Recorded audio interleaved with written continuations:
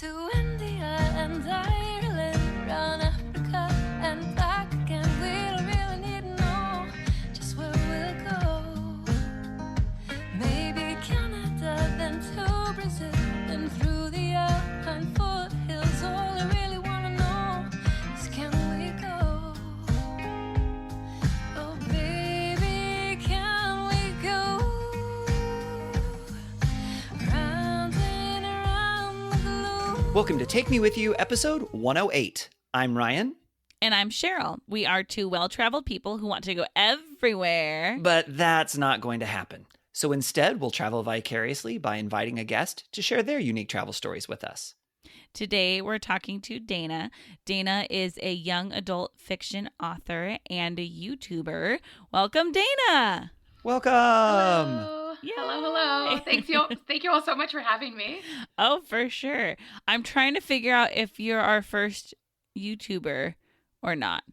I think you might be. I think so. I think we have other people who also post YouTube videos, but not that I think are primarily a YouTuber. And so, of course, I'm very curious, what do you YouTube? So it's kind of funny because my YouTube channel is predominantly all-star cheerleading. So I react to just cheerleaders cheering, and I'm very known for being expressive and crying. It's kind of like a big deal that I cry on camera a lot. It's so ridiculous. But so yeah, I watch cheer, I cry, I attend major competitions and vlog, and I'm a low-level cheerlebrity, and yeah, that's what I do. So it's sort of a Dana reacts sort of a thing then, huh? Yes, very much that. Oh, man. That's so fun. It's good. And then your novels are about cheer as well, correct? Yeah, I have over 20 independent titles through Amazon self-publishing, and of those, my most known series is my one about all-star cheerleading. So it's the TNT Force Cheer series. It's the only young adult fiction series about all-star cheerleading, and book 7 just came out sometime during COVID. I don't even remember anymore. I think July.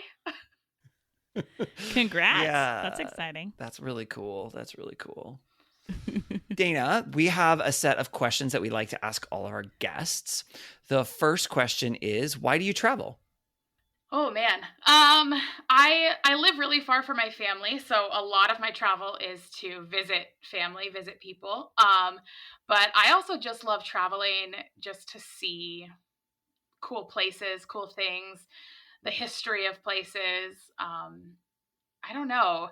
I feel like I grew up traveling a good bit, and then with my high school, I would travel a lot, and I just kind of caught the travel bug. And I just like getting to go to places that are different and interesting and get out of my bubble and kind of leave reality and just go somewhere else. I think that's, yeah. Especially when our bubbles have gotten significantly smaller these days. I think that makes people much more motivated to want to be able to travel when we can't do it. So. Exactly. Second question, what type of traveler are you? What do you mean by what type of traveler? That question is intentionally vague. You can answer it kind of however you want. If you were to describe the way that you travel, how would you describe that? I would say I'm very OCD and a planner. Yes. When I go on a trip that's longer than overnight, I make a packing list that will itemize everything. I mean, it doesn't just say 5 shirts, it lists the shirts. I will itemize my makeup, which will sometimes be a 2-page list. I went to Ireland for 2 weeks, and I wrote I think it was a 6-page packing list. And I check off as it goes into the suitcase. It's color-coded, so I know what's in my carry-on, what's in my suitcase, what's in my purse. I get very particular.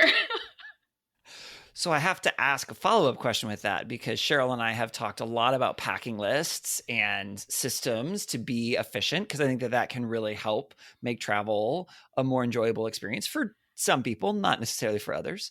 but what do you use for your packing list? Are you like, you said you color code, so I don't know if that's pens. Do you use something electronic? Do you bring it with you? What does that look like? I use pen and paper, just normal paper, although now I have like written paper, so then the boxes I check are very uniform. But I use pen, and then I'll highlight with highlighters. But if I make changes, I will rip everything out and start fresh so it looks good. Because if it doesn't look nice and organized, then it doesn't count. Oh, it doesn't count if it doesn't look nice. Oh, okay. That's good to know. Okay, so I want to hear then, what type of packing advice do you have? Oh gosh. Bring enough, but not too much. I always overpack. This is my problem. I know when you have laundry service. If you're going to be somewhere with laundry service, make that part of your plan. Because otherwise you'll end up with like 40 shirts and you're somewhere for 3 days. Not that I've personally done that at least once in my life. Okay, there you go. Okay, Dana, you may have technically already answered this question. Thanks, Cheryl.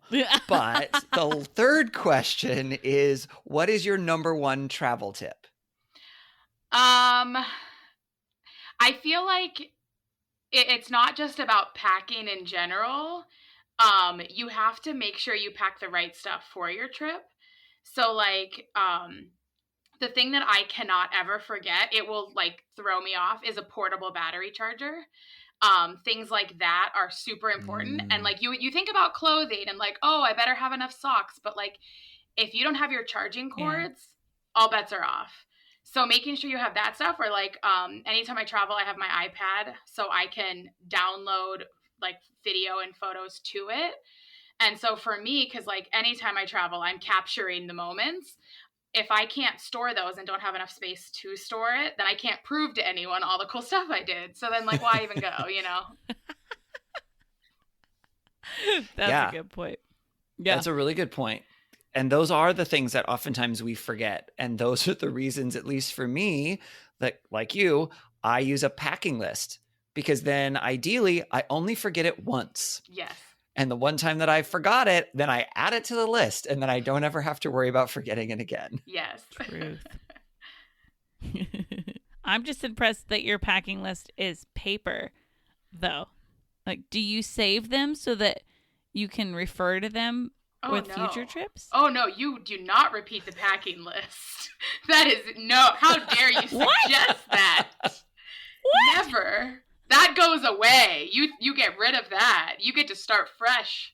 Every trip is a magical new experience. You can't share packing lists. Like, what?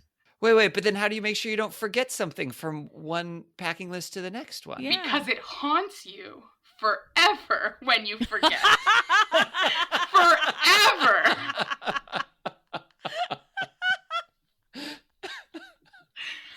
Wait, so your version of like a Christmas Carol is like the little like portable phone charger that's like in chains saying like, you forgot me on that one trip, Dana.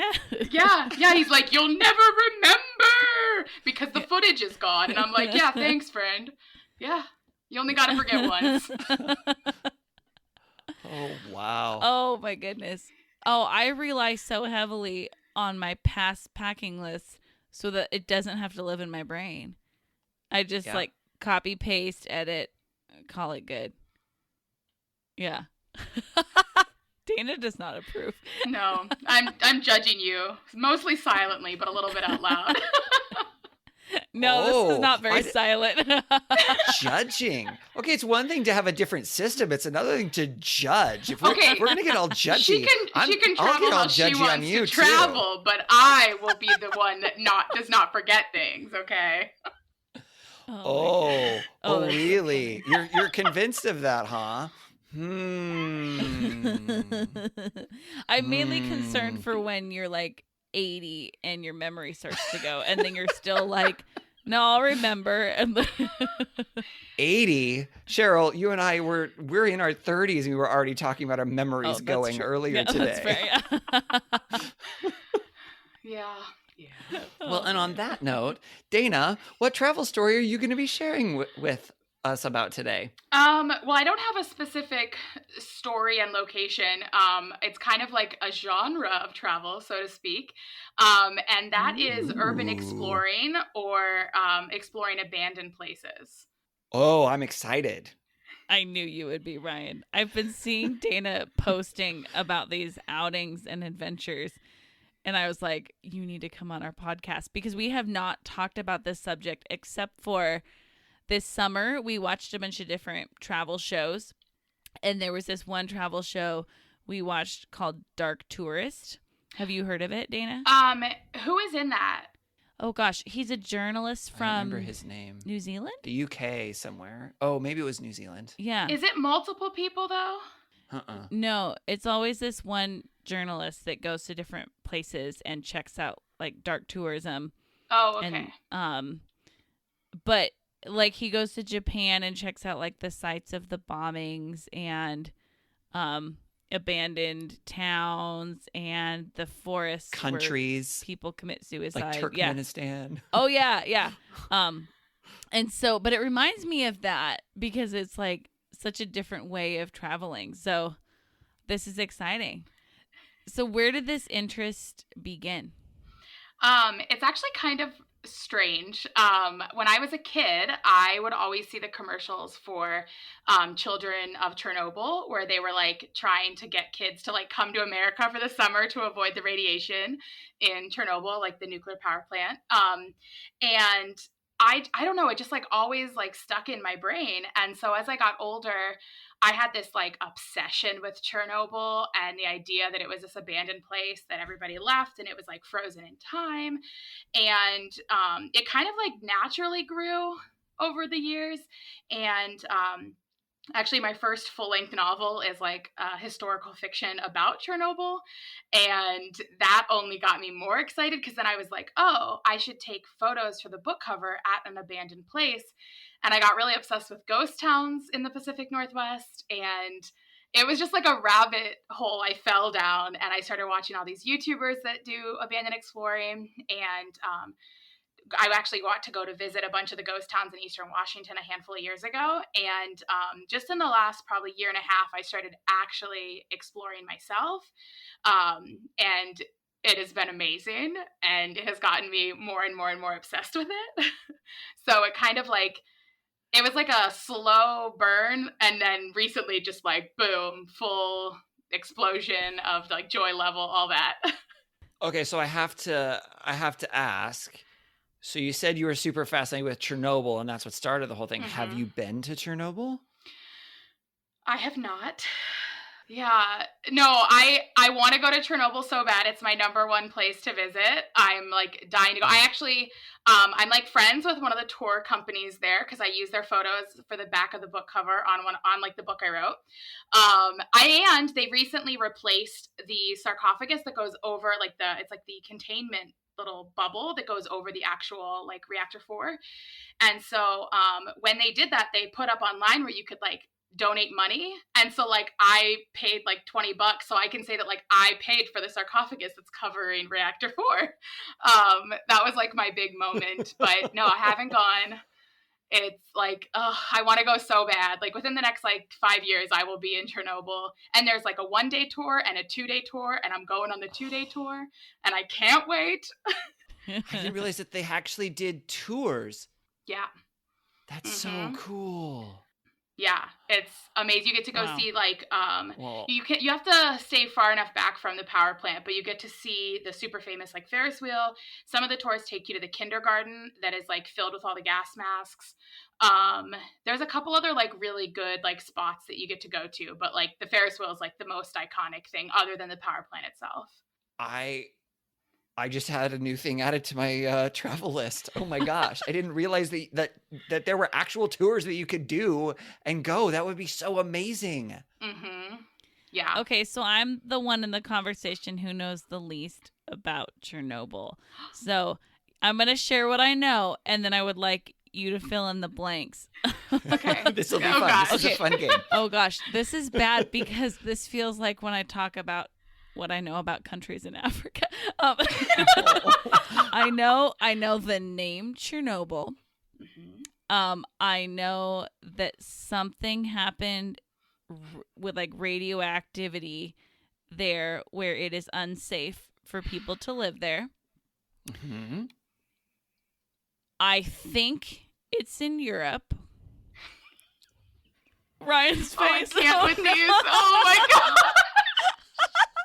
But okay, so I am willing to be vulnerable and expose these gaps in my knowledge because I'm guessing I have some people listening who maybe don't know all the facts either.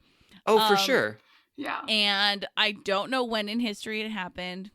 And that's it. That's like all I know about Chernobyl. So please tell me about Chernobyl. Oh gosh, I know literally more about Chernobyl than most people, so you came to the right spot.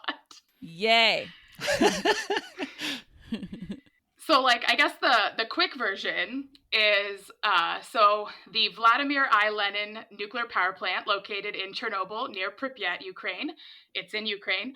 It's a huge power plant, 4 reactors, and on April 26th, 1986, there was a meltdown in reactor 4 as a result of a test to see if, basically just to make sure it was running right.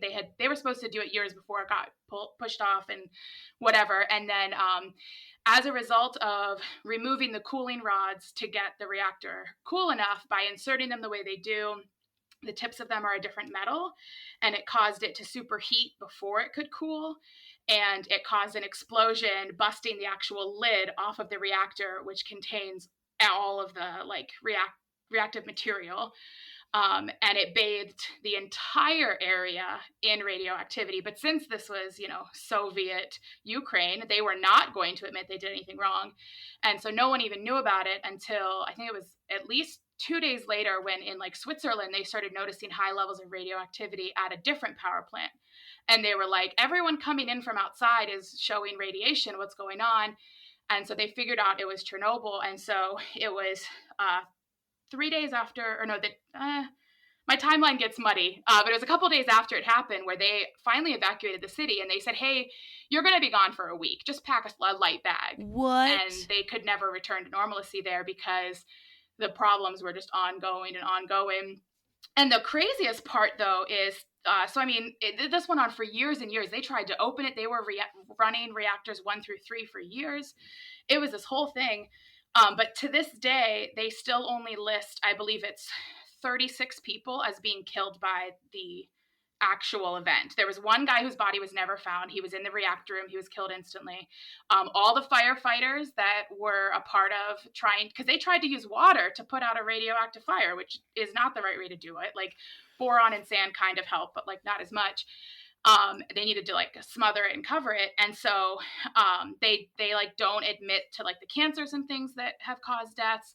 And the firefighters, they actually took their clothes off at the hospital and moved them to the basement. And it remains the most radioactive place in the world. Like that, the Geiger counter there will like go through the roof. And all the firefighters were taken to, I think it was hospital number 5, and they all died there of severe radiation poisoning within 2 weeks of the event. Wow. So then tell me again about Children of Chernobyl. What was this? So when everything happened, because, the government was not going to admit wrong, they kind of sent the kids and everybody away, largely to like Moscow and other bigger cities, and like into not Moscow, into like Kiev and stuff. And so they were trying. At one point, they straight up just sent kids away, like figure out who you're going to live with. I mean, these were very ostracized people. Many of them had their heads shaved because they thought that was where radiation was sticking, like whatever. But so to try to help them get relief from being inside the radiation, like kind of field. Cause I mean, there are areas of Ukraine that's still not even in Pripyat and in like Chernobyl area are really bad. They would try to take them outside of the area to get like medical attention and medical care. And they would raise money and it would be like, come to America where you can breathe without dying. And like, it was this whole thing. So like, it was very much like the dog commercials on TV now, like, but for kids that were like dying of radiation and had like growths and cancers and like blood poisoning because there was a big, reactor meltdown that no one felt the need to tell people about. Wow. Interesting. And so what about that sparked an interest with you? Yeah, it's a little weird. Was it the bleeding? Was it the was it the bald thing? Or oh gosh, you make me sound so terrible. You're no, I think right. No, I think it was the idea that people left and they said like, okay, you're gonna get to come back. So they grabbed a suitcase, they left. Like, I actually there's a book. It's called Midnight in Chernobyl, or Chernobyl at Midnight. I always mix up the title, but it just came out this past year, right before the anniversary. And if you haven't watched the HBO series, it's amazing. I've watched it 4 times now. But that book, there was actually one guy who had milk for his baby, and he set the milk in his living room. And so in the book, it was really fascinating because they're talking about, like, he goes back later because people have been allowed inside the inclusion zone to like pick up items and get like documents. Some of them didn't have their passports, and so him mentioning that like the milk was still sitting there that he had brought home on his bicycle or whatever. And so just this idea of this place like locked in time, and it's not haunted. I mean, it might be haunted, I don't know, but it's more like just like haunting feeling. It's radioactively haunted. Yeah, no, so radioactively haunted. But yeah, just left and abandoned and not in use and not what it used to be, but like hinting of a former majesty kind of thing. Like, I don't know, it's like abandoned places are so eerie and creepy, and like I'm afraid of the dark. I have an overactive imagination. I get so scared in the daytime going to these places, but I love it and I can't get enough. So yeah, I would echo what Dana said about the HBO series. It's like a mini series, because I don't remember, it's something like 8 episodes or something like that, and it's intense, and not everything in it is completely accurate, especially with some of the effects of like what the patients looked like, and things are not so accurate. A lot of radiation poisoning, you usually don't actually physically see anything. It's all internal stuff. So some of the stuff was a little, over dramatized, but to really figure out what was happening, and like that timeline that you were talking about, Dana, I think is a really good way of kind of getting an image and an idea of what happened and what it was like in, again, not so much in a scientific or historical, this is exactly what happened, but in a get the sense of what it must have been like, and what was the experience, what would it have been like to have lived there at that time and had, these pieces and all these things going on. And it's so, Cheryl, I think you would like it. It's not scary. It's not horror or anything like that. It is obviously intense because there's some crazy stuff that happens, but not in it's supposed to be scary way. And speaking of scary, Dana, that's the thing that I'm surprised by. If you get scared really easily and you are afraid of the dark, why is it that you really like these places when they scare you? Do you like being scared? I don't like that they scare me, but I love them, and I just happen to be easily scared. And like, I keep going to places that have heights involved, and I'm like terrified of heights.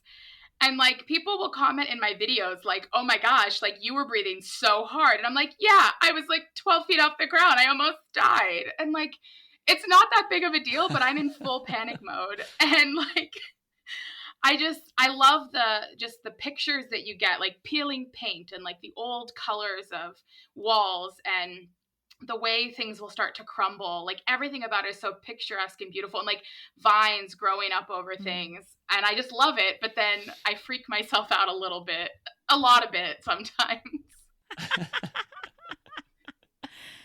Okay. So we heard about the aspirational place that you want to go to. But I want to hear about where have you gone and kind of scratch that itch and things you've learned. Yeah. So the biggest thing, if anyone's like listening and they want to do abandoned exploring, like do your research. It's a whole lot of work.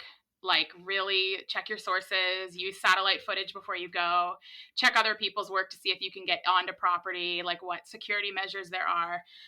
Because I've run into a lot of issues, but I've been doing a lot of exploring. I actually got to do a little bit when I was in Ireland. One of my favorite places I got to go. And like some of them, they give full tours, which is really cool. Like I got to go to Kilmainham Jail. And that was just an amazing place to visit as far as like an actual tour place. But then in the United States that I've been going to, I've actually had the pleasure, I don't know if it's a pleasure, I consider it as such, of going to a couple of former mental hospitals, or like I was just at a tuberculosis hospital. I've gone to a couple or a bunch of like military forts. Old ghost towns can be really cool. Just a lot of like really random places, and some of them like people are aware of. Sometimes you literally have no idea, and that's what doing all your research will help you find. Like I live right near Northern State Mental Hospital in Sedro-Woolley, Washington, and it's just this, super old mental hospital, and a lot of them have really like kind of terrible past. A lot of them are on ghost hunters, especially like prisons and hospitals, because they mistreated people a long time ago, like when they were like figuring out what mental health really was. But the facility there is cool because it has like a whole barn where they kept animals, and they had vegetables that they would can, and really allowed the patients to work. But then the actual mental hospital facility is still there, and you can peek through some of the windows. It's largely boarded up and stuff, and part of it is in use. But that was the first one that I really went to that was local, that got me just so excited, and I started doing more and more research. And so most recently, I actually went to probably one of my favorite places. It's called Goodnoe HIlls, Washington, and it's this ghost town in the middle of like nowhere. I was in Portland with my cousin. We drove for about 2 hours, and you're just driving on all these back roads. There's like nobody around, and we turn this corner, and there's all these, fields of just like light yellow, like grasses. And then there's this old abandoned schoolhouse sitting in the middle of the road, like right there for you to see. And like locations like that, like you pull up to, and it's just the coolest thing, because it's like this place is just trapped in time, and you just get to experience it. And so that one was really, really cool. It's definitely like one of my favorites. And then actually, speaking of nuclear power plants, we actually have one in Washington.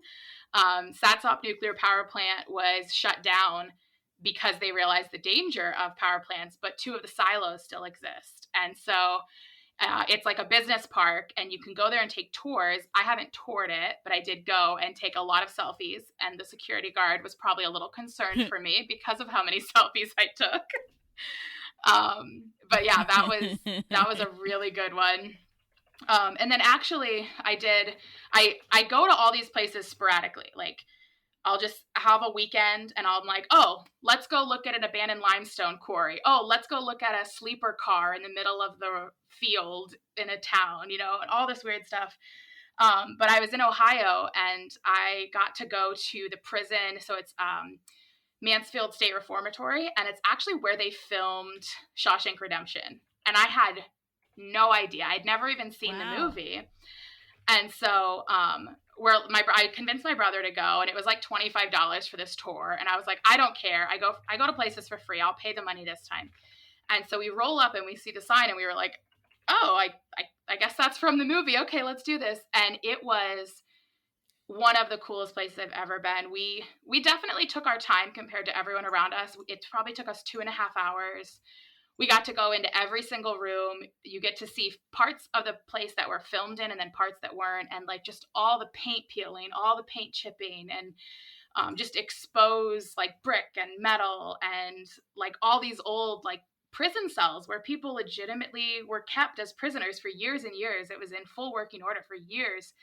And that was just such a cool experience. Plus, you know, as someone afraid of heights, when you first come out into where the jail cells are, you are in a stack of 6 cells high. And I just full panicked. And my brother was just laughing at me because he remembered I was afraid of heights in that moment as I like full freaked out. But it was so cool and so beautiful. And I took way too many pictures. I think I filmed an hour of footage in the 2.5 hours we were there. Wow.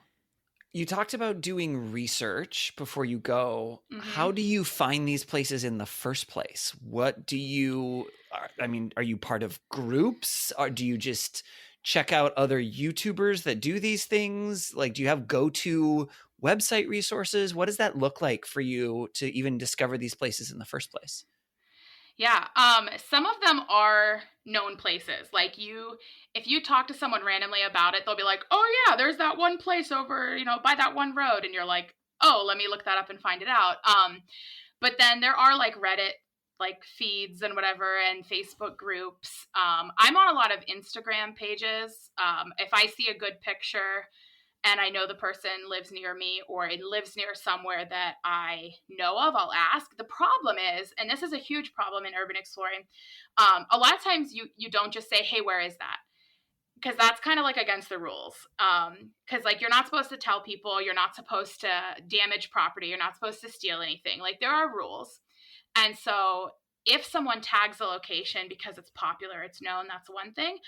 But a lot of times you'll just see this like beautiful picture of this decaying cathedral and there's no way you're going to get there unless you can kind of use context clues, figure out what country it's in, what region it might be. And so I started Google searching instead of abandoned places. I would just type in like abandoned things in my area or near me. And I found this website that's a photography website. It's not been updated in years. But when I go on that, I can put the main city and then how many miles away from it I want to look, and it'll give me all kinds of cool places for photography.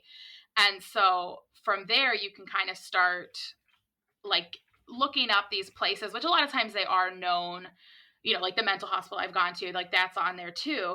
But then we'll be like, here's an abandoned gas station on Route 50. And it's this whole journey to get there. But before you go, you definitely have to like pull up satellite footage, like zoom in, look for like context clues based on other people's pictures. Cause like sometimes too, like I'll get so excited. I'm going to go visit this town. It's a ghost town. There's like 5 buildings. I can't wait. And then I'll go on a random like Google search page that I find that's trustworthy. And they're like, oh yeah, it got like totally demolished 2 years ago. And so then you can't go. Or you go to get to it and you're like, oh, there's a big, huge fence, so you can't actually get onto the property of this abandoned amusement park. Or I actually had one case too, fairly recently, where there was all these no trespassing signs. And I'm a rule follower, so I didn't want to go. But I knew people had gone there and I knew it was a common place. And so I ended up finding a second entrance. And there were all these like very just teenage boys. I don't know how to describe them in a way that probably wouldn't offend them if they ever heard this. But they were like, is there a thing back there? And I was like, yeah, I'm a rule follower though. Do you guys want to be friends and go together? And so I like went to this place that's like an old limestone quarry that's nicknamed the Devil's Tower with just these random teenagers I met. And then everyone was like some random person was like, oh, did you like, how long have you guys known each other? And I was like, oh, I don't know those kids. Like, I do not know those kids because the place was like a party site. And like everyone's like tagging the building and like doing spray paint and stuff. But so yeah, you really have to like check things out though. Cause if you're trespassing, sometimes they will call the cops or they will come and tell you to leave, like if there's people. Sometimes though it's literally like the no trespassing sign is so when you fall and break your ankle, they're like, whoa, you weren't even supposed to be there, you can't sue us. So it's just a lot of work. Like I'll spend sometimes 4 hours in an evening planning and mapping, but then I'll go on like a 6 to 8 hour journey where I'm hitting up all these cool different places and doing a big road trip and getting to see a bunch of cool stuff. That's so interesting. So you were talking about loving history as well, and it seems like that's a piece of enjoying finding like these abandoned places. And so is that your goal is to also learn like the history of the place that you're at, and how do you approach that? I think depending on the place, I like want to know more. Sometimes you can't. Like there's literally a field like an hour from my house, and there's a sleeper car, like a train car in the middle of this field. And it's the most random abandoned thing I have ever come upon. And I have no idea how it got there, and I have no way of finding out. And so like things like that, I wonder, but like there's no way to know. But then yeah, like I love the like the ghost towns where sometimes they'll have a placard that says like this closed in this year and like it was used for this, or like you don't always find stuff at a location. Sometimes it involves like an hour of side work of like Google searching the name of the place or all that kind of stuff. And I know that like the people listening can't see it, but I actually have like a full anthology of where I go because I'm a nerd and this to me is like packing. But I have this binder that has tabs, every letter of the alphabet. And it right now it's a little empty because I'm working on some stuff. But if you go to it, so like this is for the Witch's Castle. It's in O's because it's located in Oregon. And it gives the location, directions to get there, parking, any warnings, and then fun facts. And it's blue, which means it was a residence. If I go to the W's, Northern State Mental Hospital is first. That is for hospitals or prisons. And then if you flip through, like, we have orange, that's a ghost town. Flip it through a few more pages. Let's see, we got yellow, which means it was like industrial, green, military. And I write all the details of places I want to go. And so then when I'm ready to go, I just take those sheets and I know like, oh, okay, I heard from this one, vlogger, or I saw on a website that you have to park at, the gas station and walk past the barbed wire fence around the side. And that's how you get in. Like I'll make those notes.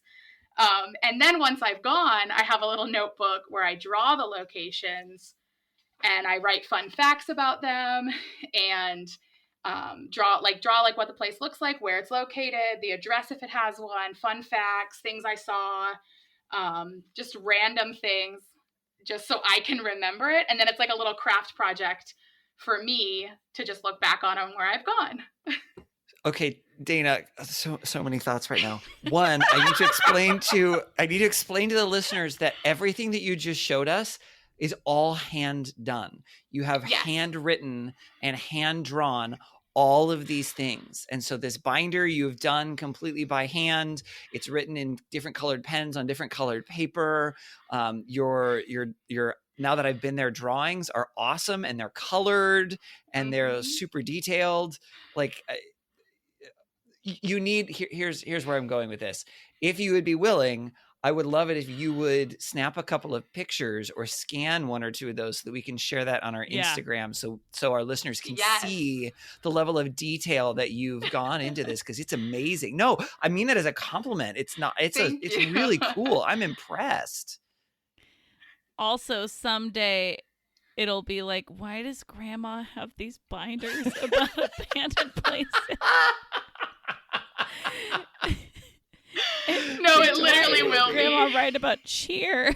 Oh my gosh. It's so true. Like I have like this polar opposite, like what I spend my weekends on. Either I go spend it with teenagers wearing like way too much makeup, glitter, and sparkles while they do backflips, or I go to abandoned places that scare me. Like also with teenagers sometimes. So. Apparently. Sometimes also with teenagers. But I don't know them. I do not know them.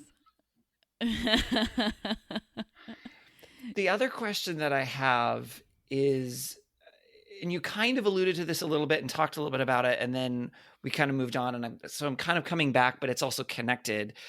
So you've got all of these things that you're writing down and these sheets that have all of this information about these cool sites. And then of course my brain immediately goes to, oh, well, you already have a blog. That'd be a great thing to put out there on the internet. But then you also mentioned all of these rules around this urban exploring, or abandoned exploring, I guess. And so I'm just curious, like how do you balance that? Have you considered blogging about any of these things and putting that information out for other people? Is that really a no-no? And then how do you even learn these rules in the first place if nobody actually has a blog about it? Right. Is this like Fight Right. Club Well, rules or something? Yes, Yeah. it's Fight Club, 100% Fight Club. No, like people, like, cause I joined a Facebook group. It was actually like during COVID where I started like the anthologies and stuff. Cause I had, a lot of free time on the weekend.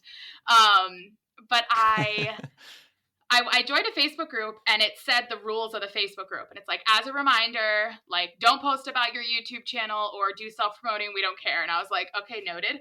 And then they were like, and remember, don't ask people where locations are. You'll get banned. And I had already heard it places, but to have it like really spelled out like that, like it really makes you know, like, okay, I'm not just going to message someone and say, hey, how do I get there? Granted, I have messaged people and it's kind of the proper way to go is to message someone personally and say, hey, I see that you're located in, Pennsylvania. I'm going to be in Ohio soon.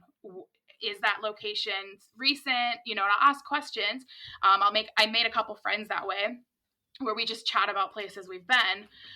Because sometimes you can reach out too. Like you can reach out to a YouTuber and say like, hey, I watched your video. I have a question. Or I actually messaged a guy and was like, hey, did you know you could visit the mental hospital too? Like you only went to the Barnes. And so like there's a sharing level of information when you know they're an urban explorer. You're not going to just post it as your Facebook status. Like I went to this latitude and longitude and found an abandoned schoolhouse. Like, no, that's unearned. Like you have to do the work. And so with my like anthology that I've written up, more often than not, I'm writing them because I haven't gone. There's been a few that I've now gone back to write because I want to like showcase kind of where I've gone. But they're like my goals and my plans. And so I sit down and I do all that work. And some of them, like, it'll even say at the bottom, like demolished 2 years ago. Cause I did all this work, this whole page just to learn it was gone. Which it like really hurts. Like there's a moment where you just want to cry. You're like, but you can't throw away the paper because it looks really good and you want to put it in there. But so I spend all the time. I spend the time writing them, and then I haven't done it yet, but I'm going to go back and gold star ones I've been to. Because then if somebody wants to know what I've been to, I can show them. Or if I'm like, oh, like I'm supposed to go with my friend soon to the place I met those teenage boys at randomly. And I'm going to bring the pages with me. So on the way, she can kind of see some of the info and if she has questions. And like to form those, sometimes I'm going to 7 or 8 different websites. I'm on people's personal vlogs. I'm watching YouTube videos. Sometimes I won't watch a YouTube video beforehand. I want to be surprised by the imagery. But sometimes I do it to find out, okay, that was 3 weeks ago. They got on fine. Oh, that was 7 years ago. That's probably not going to be as easy to access. There might be fences. There might be security. I had a security guard once tell me I had to leave. I was a little mad, but like, whatever. I left. But I definitely didn't want to. So yeah, that side of it is like, pretty easy. And like, the places that I've gone to are mostly very well known. I've gone to a few that aren't. So like, I won't say the name of the place if it's a little more sketchy. I'll say like, oh, I'm at a, abandoned railroad station. I won't say the name of the railroad station. I won't mention what street I'm on. I don't show my license plate or street markers. And I kind of make sure, I might say the town I'm in or the city I'm in, whatever, but I don't specify exactly. And if someone reaches out and they're a credible person, then I might be like, oh yeah, I'll tell you about how we got there and the back road we went on where we thought we saw a dead lion, I'll get that story. Wait, what? You thought you saw a dead lion? I'm not even kidding. It was the most mangled dead deer I've ever seen. And my sister and I were both like, wait, that's a lion. And we got really close before we could tell the difference. But it was like the scariest moment of my life. Because I'm like in Ohio, like, oh, there's just a lion dead on the road. But it was a deer, but it was very mangled. It was so confusing. Wow. This sounds like Lost. Yes, very much. How fun. You have to watch that Dark Tourist Netflix show. Yes. Oh my gosh. Yes, I definitely do. Yeah. Well, Dana, thank you for sharing about this travel experience with us. We have a couple questions for you to wrap up this segment. And the first one is based on the title of our show, Take Me With You. If you could take us with you to just one of these abandoned places, what would it be and why? Wow. That's really hard. There's a lot of good ones. I think Goodnoe Hills, Washington, Abandoned Ghost Town.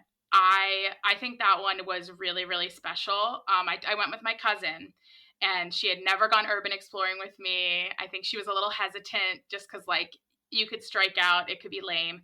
But we turned the corner and you could see it in the distance. And I actually like vlogged the whole day. So like that moment is kind of on film. And it was so beautiful. We stayed there for an hour and a half. There was maybe 6 buildings in the whole town. We were there for an hour and a half because it was just so beautiful. It was silent. It was a little bit windy. It was overcast. And it was just the perfect place you never knew was there. And so it just made for a really like beautiful place. There was no heights involved, so it wasn't scary. We saw like no other people. And it was amazing. Like we left, and the very next day I was like ready to go back. Like it was just beautifully haunting in every single way. And I loved it. Wow. That sounds fun. And this question is a little different during COVID times. Usually it is, what is your next trip? But if you don't have a next trip planned out right now, you could let us know what you wish your next trip will be. There's a lot of places in Canada I want to go to, but the borders are closed, so that hurts my heart on the daily.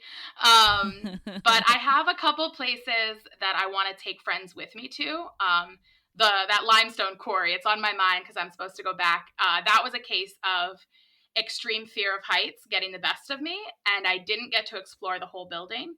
And I had so much fear and adrenaline, I didn't see all of it. So I want to go back with a friend and also really like catch my breath and take it all in, because it had just beautiful, like just high ceilings and imagery and lots of graffiti, and it was gorgeous. But I was a little too scared and overwhelmed my first trip. And so I plan on going back and getting a lot more photos. That's awesome. Other than Chernobyl, what else is on your bucket list for like abandoned places around the world? There's a lot of stuff in Europe in general that I keep seeing pictures of that I would love to go to. And then the big one is, it's actually really hard to get to, and it's called Battleship Island. It is an island in Japan that was used strictly as a work site for all these people. I think it was some company. I had the name and it went away. But they built this kind of island in order to drill underneath it. And then at one point they just said, oh yeah, we're closing, everybody leave. And it's just super hard to get to. There's like, you can take boat trips to kind of go to it, but it's really, really hard to get to. And it has like this super famous staircase that's called like I think it's called the Stairway to Hell, because it's so steep, and there were just thousands of people that lived on this teeny little island, like stacked really high. It's huge on my list, and I love watching explorers that sneak on the island and get to see all of it, because that's really hard to do and really rare. So definitely there. So, and then maybe while I'm there, like go to Fukushima, where the nuclear power plant happened as well in Japan. It's not as like creepy and everything as Chernobyl, but definitely has a lot of the same feel in certain areas, like with the cars piled up and stuff like that. Cool. Okay, well, that Japan episode of that show, they go to that island.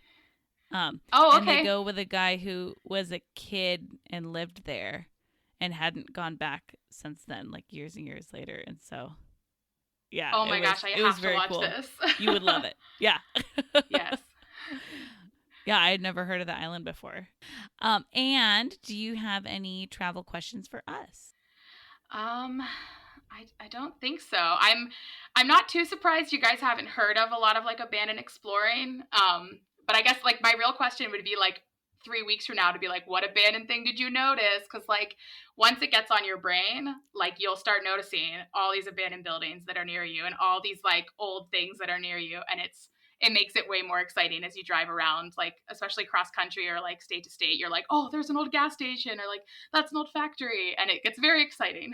Yeah, I like that. I think I'm also a rule follower, and I don't know that all of the, trekking through is something that I'm necessarily super keen on, but when I was in Ireland a little over a year ago, and with some friends for about 2 weeks, and realized that I love ruins. Like I love ruins, and so like a church or a cathedral or the fort or whatever, like the ruins are super, super cool for me. And I don't really know why, but I just love them. And so this sounds very similar to that. And the idea that maybe there could be things domestically and around me that are already like that is kind of intriguing. Because to me, it's like, well, we don't have anything that's, especially in the US in general, the US is not that old. And the West Coast is the youngest coast, right? So living on the West Coast, we have the least old stuff in the US in that sense. So, I think of Europe as having these things that are thousands of years old or multiple hundreds of years old and things. But knowing that there are some things even relatively nearby here is super interesting to me. And hopefully I do start noticing things because I think that could be fun. That is so true. Once you like bring up a subject with someone, then you feel like all of a sudden you're like, oh my gosh, it's everywhere. I just didn't know. Like I like to curse people with the font papyrus because it is truly the worst thing ever. And when I tell people, oh yeah, it's on business signs and different things, no one believes me.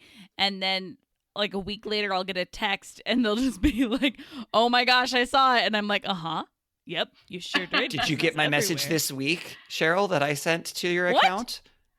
Yeah, because I saw, and I'm not, now of course I can't remember what it was, but I snapped a picture of it and I sent it to the Papyrus Instagram account. Oh yeah, I have an Instagram account for Papyrus. Oh my gosh, I have to I love that. That's so great. But I'm kind of excited to now notice abandoned places and send them to you. I cannot wait for that. Well, now we're going to transition to the last segment of our podcast called Wish You Were Here. During this segment, each of the three of us is going to highlight a cool travel attraction from the places that we have been, things that we've seen, things that we've done. Think of it kind of like a little postcard that's just a real quick little snapshot of this cool thing. Hey, this was really cool. I wish you were here. So Cheryl, what would you like to do for your Wish You Were Here this week? Well, mine is inspired by what Dana shared about. I got to go to a ghost town this summer, and I thought I would share about it today. It is outside of Missoula, Montana, which is such a beautiful area anyway. And it is called... Don't give the exact location. Don't give the exact location, Cheryl. It's 500 steps to the west of, I don't know how people write these things on there. This one has a website, and they do give the location, so I'm going to feel comfortable doing this. Okay. There you go. Yeah, you're good. You're in the clear. It's called the Garnett Ghost Town, and it is from the late 1800s, and it was like a gold mining town back then. And what's so fun, what I loved about it was a beautiful drive to get there, just like through the mountains and trees in Montana. And then it's a little hike to actually get from the parking lot to the ghost town, which is fun because then you combine like a pretty like tame hike with visiting a ghost town. And it's like all the old log cabins, and it's like rolling grassy hills that they're all on, and there's a schoolhouse and a bar and a jail and then some houses, and it's like pretty well preserved, and you can even see like some newspapers up on the walls in the bar and things like that. So that was really fun. And it's just a gorgeous area. And then actually we took a different route back to Missoula. There were just some other signs for I-90, and that led to some very fun off-roading. And I haven't done a ton of off-roading, and I got to do some off-roading, and it was just so gorgeous out there. So, yeah, I would recommend if you're in the Missoula area, go check out the Garnett Ghost Town. That's great. Dana, what would you like to do for your Wish You Were Here? Oh, well, before I loved ghost towns, I liked just random attractions of sorts. And I actually had one that I had wanted to go to for like 10 years. And it's located in Oregon, and it's called the Oregon Vortex. And it is this old it's kind of an abandoned town, but also mostly a strange place where there is like magnetics or something that's all weird at the place. And when you go, they'll have you stand across from someone by 6 feet against a pole, and then you'll swap places and you change heights. And then they'll stand a broom up on its end, even though the floor looks tilted. And they'll do all this kind of stuff. And the part that was the coolest, and again, I had seen this like on the Discovery Channel, and then like 10 years later got to actually go. And as we were talking to the ladies in the gift shop, I had this like massive headache. And I was like, I think I need to eat something or drink something. I don't know. I just don't feel good. And the women mentioned that people there get a lot of headaches sometimes. And I was like, okay, sure. And we got in the car and we started driving down the road. And within 2 minutes, my headache was gone, like completely gone. It was the weirdest thing. And so I've been like dying to go back to see if it happens again, because my cousin had a similar thing like with her headache. So it was like a little bit ghost town, a little bit like weird attraction, and it was really cool. That's fun. That's fun. I just feel like maybe you had a headache because, like, if there's all these things messing with your eyes, then it might just be like a vision-related headache. And that would make sense if a lot of people had that. That could but, be. You know, I'm a believer, though, that it's something, like, totally different. So, but yeah. I bought in full scale. Clearly it's aliens. Yes, aliens. Alien headache. We all know about those. Yep. Mm-hmm. That sounds fun. How about you, Ryan?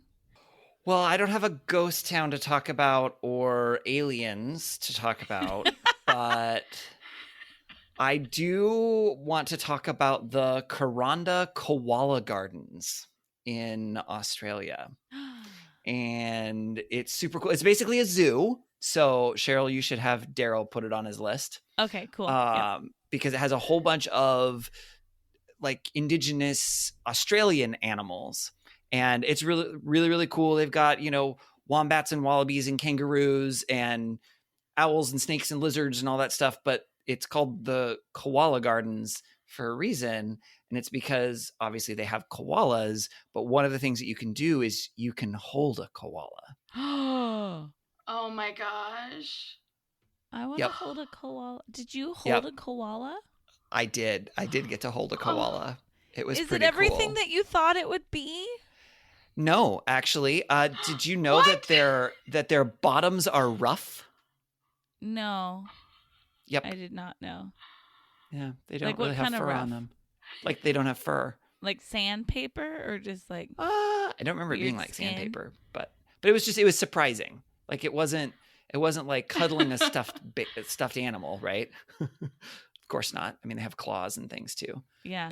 And they're pretty docile as well. You got so to hold a koala. I did. I got to hold a koala. Do you have a picture? So, I do. Will I have you several put it pictures. on our Instagram? When I get to putting this "Wish You Were Here" on our Instagram, yes, I will put Okay, a picture good. of me cuddling a koala on our Instagram. Yes. I don't know how long it'll be by the time I get caught up with where we are now, Yeah. but yes, eventually it will end up on our Instagram because yes, I definitely have a picture of me cuddling a koala. So that's the Kuranda Koala Gardens in Kuranda, Australia. I think that would be a great place for people to go if they happen to be on that side of the world. Nice. That's awesome. Well, Dana, thank you so much for being on our podcast today. Do you have anything that you would like to plug? Well, you guys can follow me on YouTube. Anyone listening can. I do all of my abandoned vlogs. I'm just Dana C Burkey across all social media. And then I know that like my YouTube can be overwhelming because of all my cheerleading content. So I have a playlist that's just for abandoned places that people can follow. And then I also have an Instagram that's all my abandoned pictures, and it's Dana Burkey Explores. So that's the best place to go to see all of the cool places I've been and to see me get very scared in most of those places via my vlogs. I'm so excited to watch that. That sounds awesome. And just because this is audio, and yes, we'll have links in our show notes and things like that for our listeners, but how do you spell Burkey? It's Burkey. Okay, just to make sure that people know how to spell that correctly when they're putting it in. Awesome. Thank you so much. We also have social media for our podcast. It's kind of been mentioned already. We are at Timwe Podcast. That's at TMWY for Take Me With You podcast. We are on Instagram, and we are on Facebook, and we are on Twitter. You can also email us at timwepodcast@gmail.com. Send us suggestions of guests we should have on or topics we should cover, or tell us the weird obsession you have with some niche travel thing that terrifies you and also invigorates you. We would also love to hear your story of some really cool abandoned place that you have been. And you can call us and leave us a voicemail about that at 406-763-8699. Or another way to remember that is 406-POD-TIMWE. We would really appreciate it if you would rate and review our podcast so other people can know what you think of our podcast. Subscribe to make sure that you always find out when we have a new episode, and share about this episode on social media so that other people can hear more about abandoned exploring. As always, thank you to Beth Reed Miller for the awesome artwork. You can check out more of Beth's artwork at Beth Is Something. And thank you to Erica Corbin for the use of her song Round the Globe. You can listen to Erica's music wherever music is sold or streamed. Dana, it was really fun to have you be a part of our episode. Thank you so much for sharing. I learned a ton. Thank you guys so much for having me. This was super awesome. And I can't wait to see where you guys explore. Yay! Us too. All right. Well, until we have a chance to do that exploring, and until next time, please remember to take me with you. Take me with you. Can we get a sailboat chasing down the sunset as we float round and round the globe? Salty air and balmy nights, guided only by the lights above, and light little love. All the world is out there waiting to explore, and all our troubles here want them to be ignored. Oh, let's go to